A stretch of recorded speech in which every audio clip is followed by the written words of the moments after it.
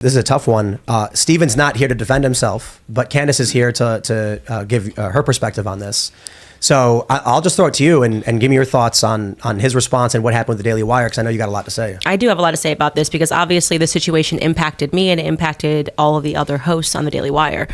So first and foremost, I feel like I just want to say this, which is that I have never once, I've been with Daily Wire 2 to 3 years now, you have never once heard me come out to defend the Daily Wire on anything. This is not the first time the Daily Wire has been in a firestorm or had some beef that has gone on, whether it's for Ben or Matt or Michael that's gone on the last 3 years. I tend to stay very much in my lane.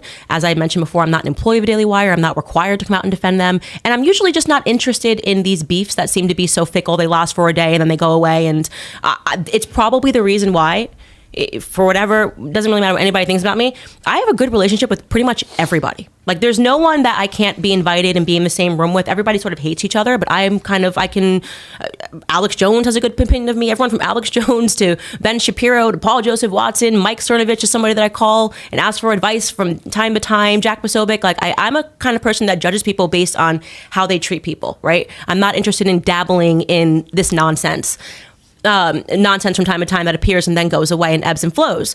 This situation, though, was different because basically Steven Crowder decided to launch a war and didn't really care who got hit, with the shrapnel, right? He comes out, he makes this glorious video, which it's shocking to me that people cannot see the amount of acting that is going into this. We all understand he was a childhood actor.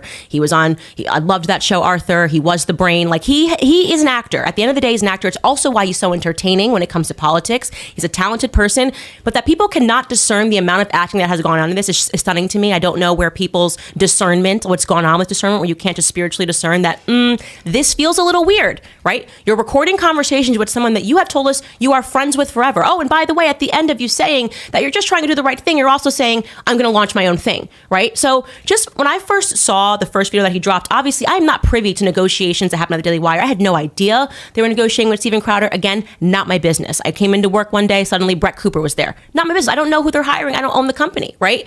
But what I started getting was after I had dropped my podcast, in the comment section, everyone was basically tearing me apart, being like, blink twice if you need help, for a single, like I'm a hostage situation, or saying, "What if you don't say anything about Steven Crowder, you're a fraud, just like suddenly you're a fraud.